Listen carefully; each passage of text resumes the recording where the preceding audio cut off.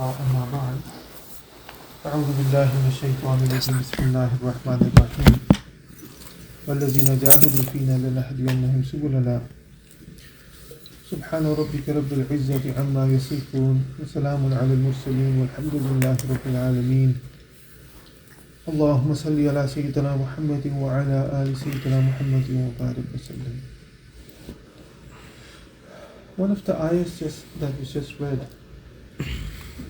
again goes back to the creation story of Hazrat Adam alayhi salam and how Allah subhanahu wa ta'ala ordered all the angels and Iblis as well to bow before Adam, to bow before, to do sajda before Adam. This time we are told that Shaitan questioned, or Iblis questioned, that why should I be required or asked to do sajda before a makhluk that you have created from teen, from sticky clay? That really goes back to the understanding of the nafs of whether it's insan or a jinn, that it really looks for opportunities to prove itself to be superior to others. We know that it is in love with itself. And so one of the reasons was that the takabbur of shaitan, of Iblis, that I am a higher, superior makhluk made from fire. And Adam alayhi salam, he's been created from matter. Right? And it's ajeeb, right? Allah subhanahu wa ta'ala does not negate that rationale, because if we think about it, that could be true, right? In a sense that one is created from energy, one is able to have much more power and strength because of that. Fire is all-consuming, and when you talk about dirt, when you talk about matti, it's a humble beginning. It is matter, and it is very mahdood because of that. So Allah Ta'ala does not negate that rationality. But what Allah Ta'ala does not like is the nafs to have this rebellious nature, sarkashi, to challenge Allah subhanahu wa ta'ala, and that is exactly what it does. It challenges Allah subhanahu wa ta'ala. And so, I think a couple of days back we talked about how the amarigi of the nafs, that it inclines towards bisu, towards evil, towards pleasure. And so the process of rectifying that, of controlling the nafs, this is what we really call the tazkiyah of the nafs. And all of these halat and kafiyat that we have been, or maqamat that we have been discussing throughout this Ramadan, they are halat and kafiyat and maqamat of the heart and the nafs. So from one angle we know that, some mashayikh say that, you start with this nafs amara to lawama to mutma'inna to radiya to mardiya, like so on and so forth. So this is a journey of control, of making your nafs submit willingly to Allah subhanahu wa ta'ala. Right? Because it does not want control, it doesn't want anybody's control. It likes to control, and most of our life it has controlled us. And so it's necessary that we learn what to do, because there are two ways of controlling the nafs. One is through the aql, and through aql is that you justify yourself in terms of what is good and bad for you. Well, if I have this desire and if I go out and fulfill it, then it's going to result in me being notorious, etc., etc. So you convince yourself to not do certain things. It doesn't mean that the nafs itself has been subdued or has submitted. It's just that you have made, or you have forced your aql to kind of take over your other faculties. And this is why when that aql is gone, the control of the nafs is gone as well. And the biggest example is a lot of like the Western society is based on that. It's a very rational based society, and any time they are drunk or something else where the aql loses control, the nafs loses control as well. So Allah subhanahu wa ta'ala wants us to really focus on the nafs and really subdue it, submit it on a very organic way.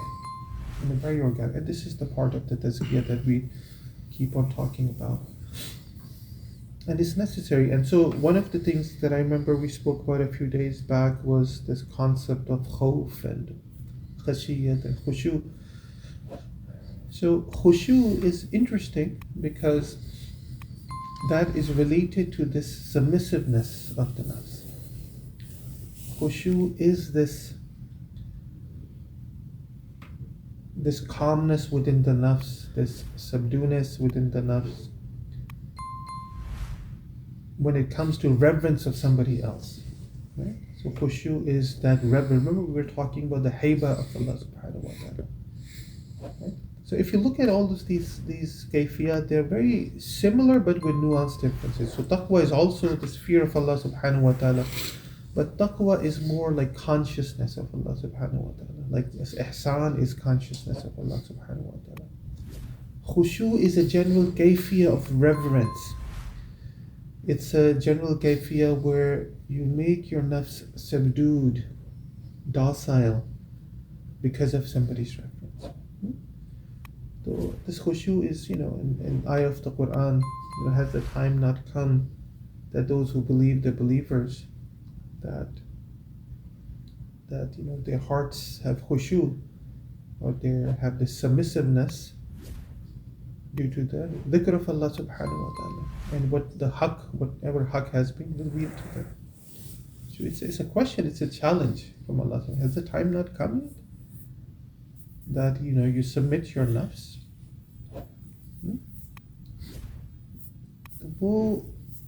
And Abdullah ibn Mubarak rahmatullah ta'ala, it is said about him that he fell in love with some person, and that woman said that, come and meet me at some place, and he went there.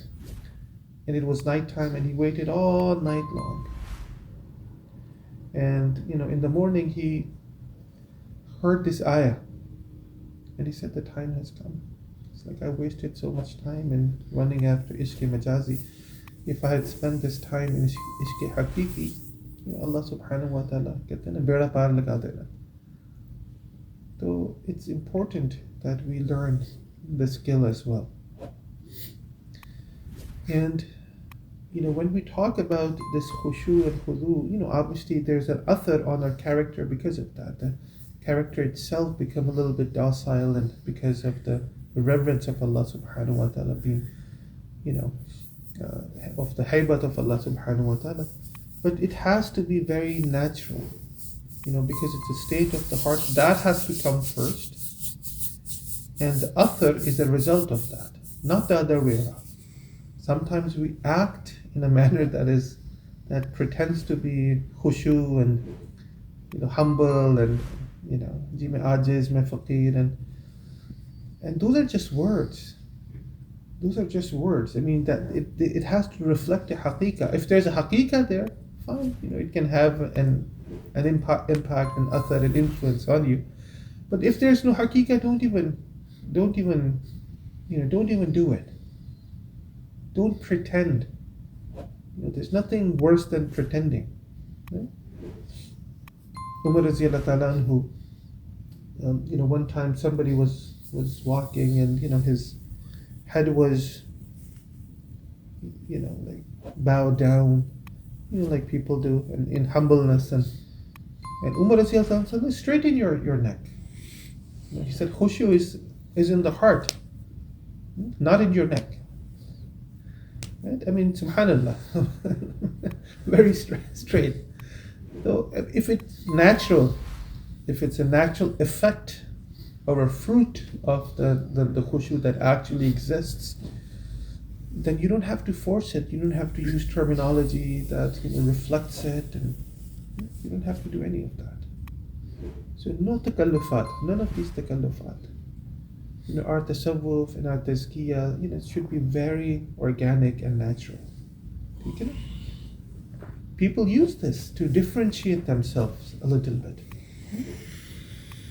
They use these terminologies to differentiate themselves from the others. I'm not a murid, I'm a murad. People like it. Again, that's nafs talking. It's nafs talking. So we have to be very careful of that. And so khushu is a higher maqam, and we have been asked to have khushu in our salah. Meaning, the haybat, the reverence of Allah subhanahu wa ta'ala creates this aspect of haya, this shyness, this submissiveness. When you have haybat of something, you're just, it has an athar. If a lion just comes here, a wild one, there's a haybat of the lion, and it's going to have an athar on our existence, right? Even it just comes natural. You don't have to force it. You don't have to say this faqir at that time. It will be very natural reaction. And Allah subhanahu wa ta'ala malik al-mulk. So when that haybat is ghalib, then the athar of that is very natural as well. Okay, so that's something, it's a mahmood kayfiyat to have.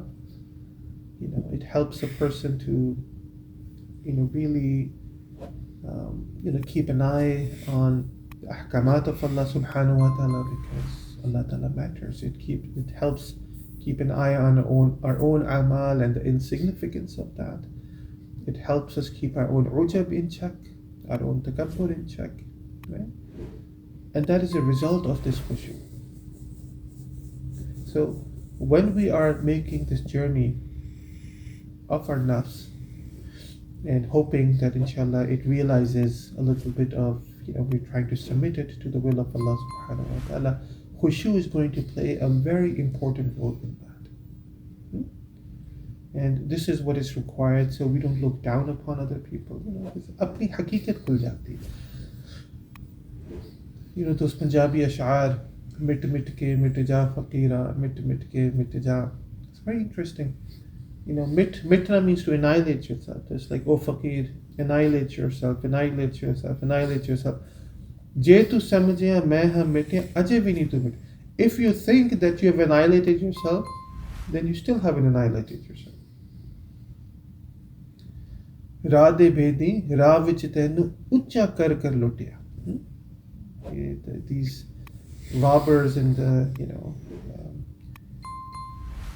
on the way, they have robbed you by praising you and making you happy. They robbed you. So pretenses se reh jati hai. And sometimes, I was reading somewhere that there was this, there was one Shaykh, who prayed with the Kabira Ula for 40 years of his life. And then one day he was late. He did not enter the masjid. He did not enter the masjid because he's like, oh, what will people say? And then he's like, oh my God, 40 years of my life I have been praying for makhluk. 40 years I wasted. So he repeated those prayers. And that is what nafs does. It's very ajib. So inshallah ta'ala, Allah ta'ala said, in this beautiful month of gifts upon gifts in Ramadan, we ask Allah ta'ala that Allah ta'ala gives us a taste of haqq, keeps us on haqq, and may Allah ta'ala help us control this nafs that has really controlled us. Ameen ya Rabbil Alameen wa akhiru da'wana alhamdulillah.